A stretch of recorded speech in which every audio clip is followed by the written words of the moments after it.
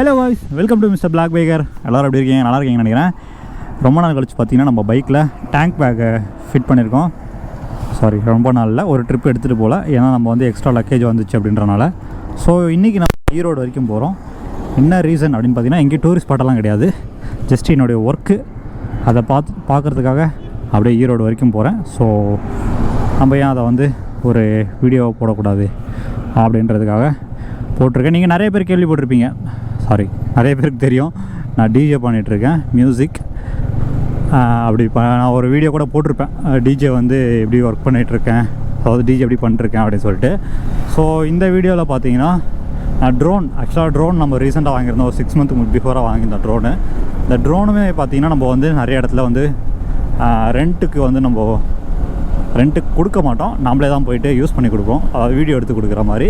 So அந்த work தான் இன்றைக்கி ஒரு மேரேஜ் ஈவெண்ட்டில் நம்ம ட்ரோன் வந்து வீடியோ எடுத்து கொடுக்க போகிறோம். அதுக்காக கிட்டத்தட்ட பார்த்திங்கன்னா 200 kilometers இங்கேருந்து ட்ராவல் பண்ணி போக போகிறோம்.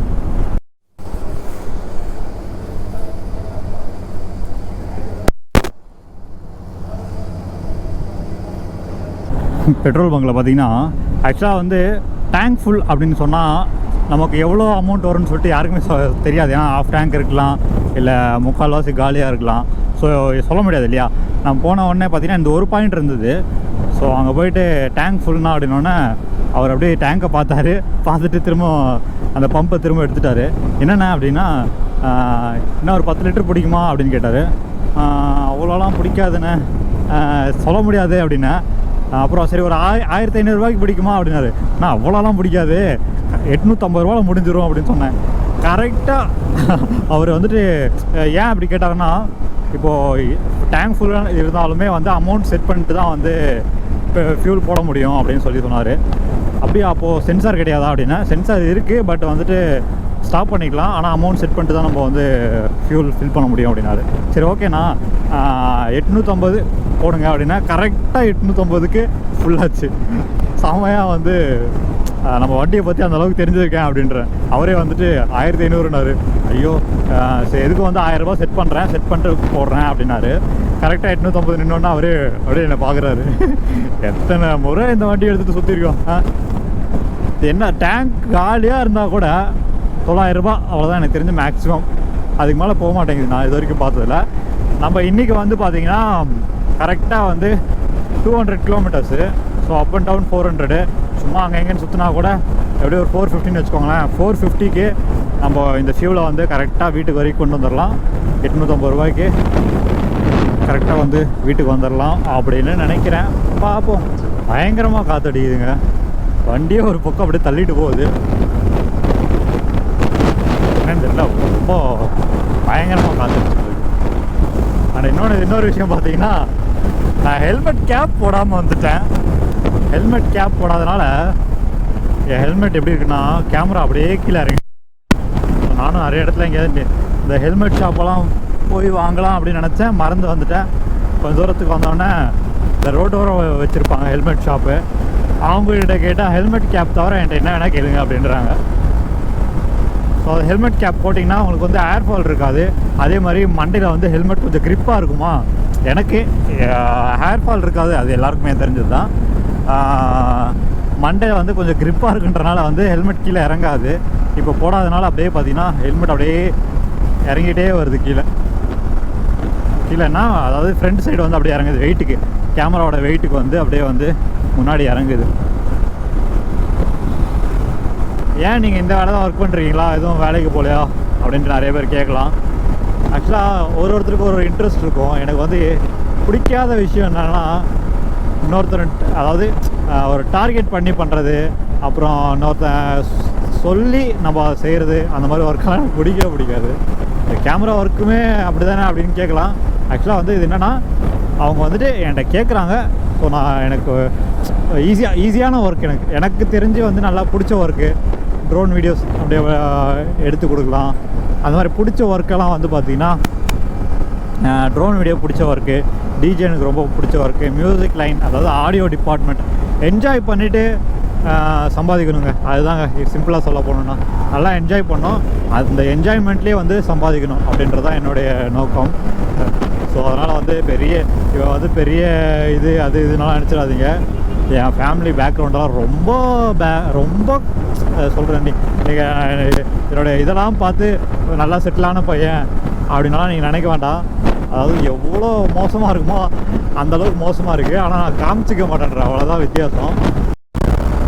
அதே மாதிரி இது எல்லாமே ஈஸியான ஒர்க்குன்னு கிடையாது. இது எல்லாமே பார்த்தீங்கன்னா ஒரு ட்ராவல் பண்ணுறதெல்லாம் பார்த்தீங்கன்னா ஒரு உயிர் சம்மந்தப்பட்டது. இன்னொரு விஷயம் நான் சொல்லணும், ஆனால் இப்போ சொல்லக்கூடாது அப்படின்ட்டுருக்கேன். வீட்டிலலாம் பார்த்தீங்கன்னா எனக்கு ஒரு சுத்தமாக சப்போர்ட்டே கிடையாது. ஸோ நானாக பண்ணிகிட்டு இருக்கிறது தான் வந்து இந்த ட்ராவல் vlog. அதனால் வந்து இந்த ட்ரிப்புக்காகவே வந்து பார்த்திங்கன்னா டிஜே அப்புறம் ட்ரோன் நல்லா ரெண்ட்டுக்கெல்லாம் வந்து இந்த ட்ரிப்புக்காகவே தான் பண்ணுவேன். ஸோ ரீசெண்டாக வந்து கேமராலாம் எடுத்துருக்கோம். இஎம்ஐ ட்ரிப்பு இது எல்லாமே பார்த்தீங்கன்னா எல்லாமே வந்து பார்த்திங்கன்னா என்னுடைய இதில் தான் போயிட்டுருக்கு.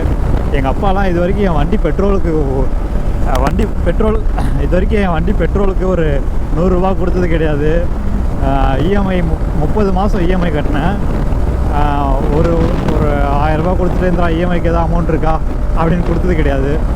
அவர் வந்துட்டு என்னென்னா ஏன் அப்படின்னு பார்த்தீங்கன்னா அவருக்கு பிடிக்கல நான் இந்த ஒர்க் பண்ணுறது, நான் இப்படி ட்ராவல் பண்ணுறது வந்து அவருக்கு பிடிக்காத விஷயம். எல்லா அப்பா அம்மாவும் நினைக்கிறது தானே. ஸோ வந்து ஒரு நல்ல வேலையில் மாத சம்பளத்தில் இருக்கணும் அப்படின்னு எல்லோரும் நினைப்பாங்க. ஸோ அதனால் வந்து அவர் இந்த மாதிரிலாம் கொடுக்காம இருந்தால் அவன் வந்துட்டு வேறு வழி இல்லாமல் வந்துட்டு வேலைக்கு போவான் அப்படின்னு நினச்சிட்ருக்காரு. ஸோ நான் வந்து இது என்ன பண்ணுறது, இவ்வளோ தூரம் வந்துட்டோமே, இதுக்கு மேலேயே விடணுமா அப்படின்ற நிலமையில தான் நான் இப்போ போயிட்டுருக்கேன். அவன் 2 வருஷத்துலலாம் வந்து ரொம்ப பெரிய லெவலில் ரீச் ஆகிருக்கான். நான்லாம் இன்னமும் வந்து பார்த்தீங்கன்னா 4000க்கே மாஸ் என்ட்ரி பிஜிஎம்லாம் போட்டுக்கிட்டு இருக்கேன். ஸோ அது வந்து என்னை பொறுத்த வரைக்கும் என்னென்னா, நான் இவ்வளோ நாள் வந்து கொஞ்சம் சோம்பேறித்தனமாக இருந்துட்டேன். இதுக்கு மேலே வந்து கொஞ்சம் ஆக்டிவாக இருக்கணும் அப்படின்றதுக்காக தான் இதெல்லாம் பண்ணிகிட்ருக்கேன். ஸோ முடிஞ்ச அளவுக்கு எனக்கு சப்போர்ட் பண்ணுங்கள். நான் உங்களுக்கு பெஸ்ட்டான வீடியோ கொடுப்பேன். நீங்கள் வீடியோ பார்த்துட்டு பிடிச்சிருந்தா மட்டும் சப்ஸ்கிரைப் பண்ணுங்கள் புதுசாக வந்திருந்தவங்க. ஸோ நிறைய பேர் வந்துட்டு அன்சப்ஸ்கிரைப் பண்ணிட்டாலாம் போவீங்க. நான் அதெல்லாம் ஃபீல் பண்ணவே மாட்டேன். ஏன்னா என்னுடைய ஒர்க்கு தான் ஏதோ பிரச்சனை போல அப்படின்னு சொல்லிட்டு என் மனசை தேர்த்திக்கிட்டு அடுத்த இதுக்கு போயிடுவேன். ஸோ மோஸ்ட்லி வந்து சப்ஸ்கிரைபர்ஸை விடக்கூடாது அப்படின்றதுக்காக தான் நிறைய விஷயம் பண்ணிகிட்ருக்கேன் நான்.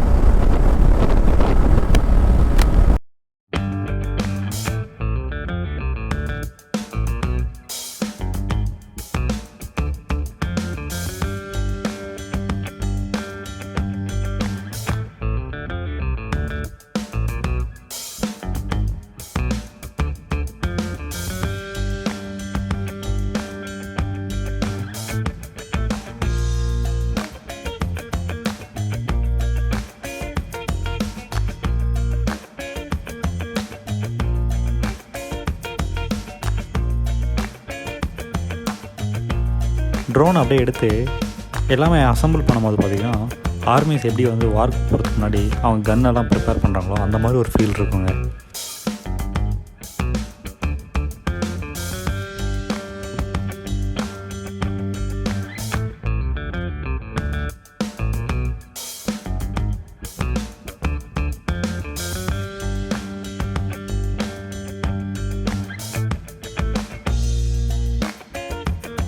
என்ன தான் சிரிச்சுக்கிட்டே இருக்க மாதிரி நடித்தாலும் எவன் எதை கொண்டு அடிப்பானோ அப்படின்னு பயந்துக்கிட்டே வந்து ட்ரோனை ஆப்ரேட் பண்ணுற மாதிரி இருக்கும். அதுக்கப்புறம் பார்த்திங்கன்னா இங்கே எல்லா கேமராமேனும் அவங்கவுங்க பர்ஃபார்மன்ஸை காமிச்சிட்ருப்பாங்க ஹெவியாக. நான் மட்டும் பார்த்திங்கன்னா அப்படியே போய்ட்டு சைலண்ட்டாக ஒரு ஓரமாக உட்காந்துருவேன். ஏன்னா ட்ரோன் வீடியோஸ் வந்து ரொம்ப எடுத்துக்கிட்டே இருக்கக்கூடாது. ஸோ அவங்கங்க அப்பப்போ தான் கூப்பிடுவாங்க. ஸோ நம்ம கொஞ்சம் நேரம் வந்து ரெஸ்ட் எடுக்கிற மாதிரி இருக்கும். ஆனால் நைட்டு ஆனதுக்கப்புறம் இந்த ஒர்க் பண்ணுறவங்க யாராவது ஒருத்தர் தூங்கிட்டாங்கன்னா போதும், நமக்கு தான் வேலை. நம்மளை வந்து நீ கம்மியான ஒர்க் பண்ணுற வந்து இந்த ஒர்க்கை பண்ணு அப்படின்னு சொல்லிட்டு வச்சு செஞ்சுருவாங்க. அது வரைக்கும் நம்ம டம்மியாக தெரிஞ்சவங்க அடுத்த நாள் நம்மளை வந்து ஏரியல் ஷாட் எடுக்க சொல்லும் போது தான் நம்ம வந்து மாஸாக தெரியும். அந்த வீடியோவை பாருங்கள்.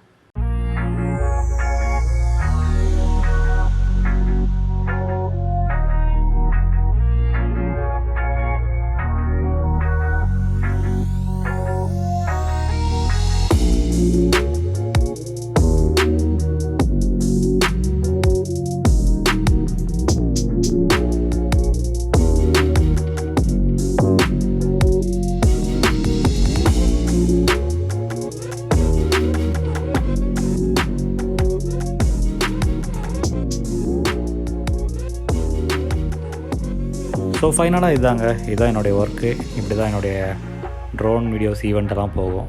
ஸோ நம்ம இதே மாதிரி ஒரு நல்ல வீடியோவில் பார்க்குறேன். பாய்.